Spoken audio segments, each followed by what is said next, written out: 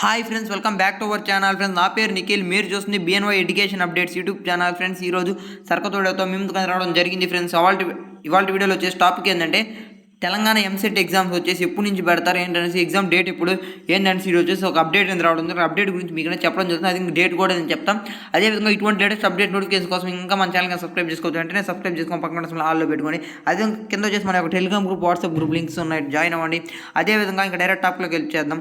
Friends, టాప్కి వచ్చిన ఫస్ట్గా వచ్చేసి ఇక్కడ మీకు వచ్చేసి ఒకటి కానొస్తుంది చూడండి. ఈ ఆర్టికల్ వచ్చేసి ఫస్ట్ వచ్చేసి ఏమన్నారంటే మే ఫస్ట్ వీక్లో వచ్చేసి ఎగ్జామ్స్ ఉంది కండక్ట్ చేద్దాం అనుకున్నారు. దాని తర్వాత వచ్చేసి కొన్ని కారణాల వల్ల వచ్చేసి కుదరకపోవడం వల్ల మే సెకండ్ వీక్ వచ్చేసి ఎగ్జామ్స్ పెడదామనేసి ఇక్కడ డిస్కషన్ జరిగింది. అదేవిధంగా వచ్చేసి మనకు వచ్చేసి ఎగ్జామ్స్ ఖచ్చితంగా మే సెకండ్ వీక్ అనేది పెడతారు.